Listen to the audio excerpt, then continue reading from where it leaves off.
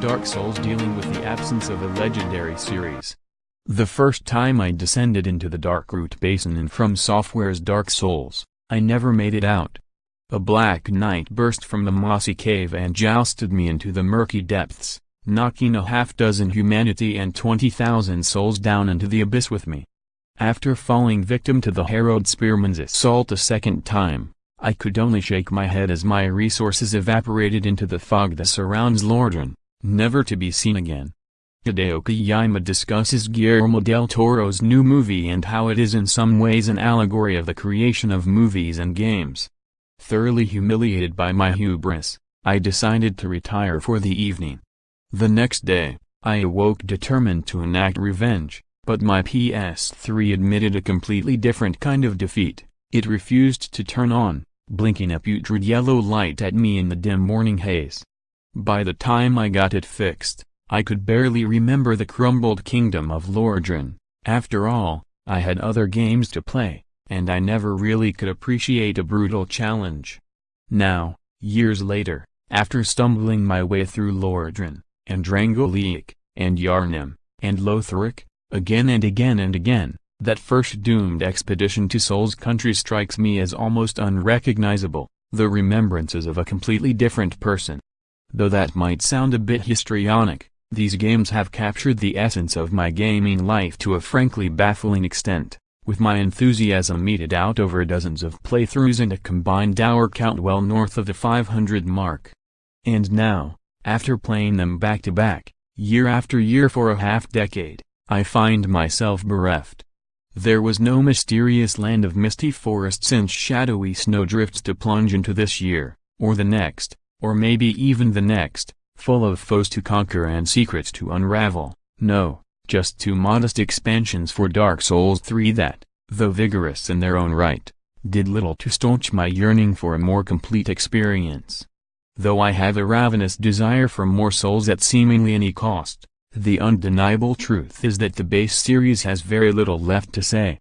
For all its famed thematic complexity, damned realms that reflect the tedium of endless cycles ever recurring, one could certainly accuse the series of repeating itself, especially in 3, where every micron of its dusky world feels like a reflection of what came before. When FromSoft futzes with your expectations by revealing the ultimate fate of a beloved boss, or the remnants of a once proud city, it occasionally ignites the same sense of surprise and discovery that made the first game such a revelation. But when FromSoft drops in a portrait of a fan favorite or punctuates a lackluster boss fight with an extended reference to Demon Souls, the genre pioneer that allegedly shares no continuity with the other entries, it can feel as though creator Hideo Miyazaki is trying his hand at the grim yet lucrative art of pandering. Of course, you can point to the hordes of imitators that have cropped up over the past few years to quench my thirst. But while these games vary from middling, sci-fi limlopper The Surge, to legitimately excellent, love letter to feudal Japan Naya, they seek to replicate the moment-to-moment broadsword swinging and spell slinging of their inspiration rather than their enigmatic spirit. These games know how to seduce many different kinds of player. A broad swath may love to prepare to die as they roll past the dragons every swipe, their chainmail jingling with every tumble, but they're less keen to watch a 20-minute lore video on how exactly the once proud beast ruined its glittering scales. These games have managed to light an unparalleled enthusiasm for world building and lore across a wide player base, and this sense of wonder and possibility has proved almost entirely inimitable. Indie beacons like Hollow Knight and Undertale might inspire a deluge of forum threads and fan theories alike, but entire YouTube dynasties have risen on the strength of their Souls analysis alone. While opinions on the individual entries in the series vary, there's no denying that Miyazaki's best ideas come when he's working with new material. After all, look at Bloodborne, his 2015 dalliance with Lovecraft. By abandoning the dark fantasy environs of his previous work, Miyazaki manages to embody a distinctly different set of ideals and themes, sanity and esoterica rather than fates and flame. Not only that, but he manages to tell a far more complete story with more fully fledged characters than the mythic dragons v. Gods or conflict of souls, and tell it in a fresh way, through the whirl of dream logic and nightmares within nightmares rather than just a cycle full of verbose item descriptions. Since Bloodborne is easily my favorite of his games, intellectually, I long ago realized that FromSoft needs to blow out the embers and leave Gwyn and his spawn behind. Now, exploring the abandoned lands, I feel as empty as the tombs of the gods I have defeated so many times. So what else can I do? I go down, once more, into the mossy cave in Darkroot Basin.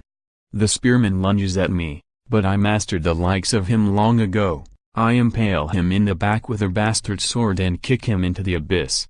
I know I will find a bonfire in the cave, and past that an elevator that leads down into the Valley of the Drakes, where dragons will fire at me with azure beams that sparkle in the fading light.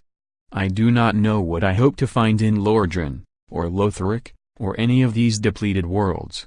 Yes, there are many mysteries left to solve, but, after 6 years, how can there be any solutions left to uncover?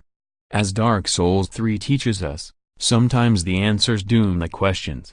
The glint in the dark lures us in. We spend years illuminating the chamber, only to find an ordinary stone that happened to catch the light just right. I've learned to stop asking such questions. Much like the heroes of the series, a dim sense of propulsion carries me forward. Few pieces of art will give me this sense of composure, of catharsis, of resolve in the face of absolute annihilation. And even as Miyazaki breathes life into new lands and the old ones crumble into corpses, to me, I know that they'll never quite go hollow.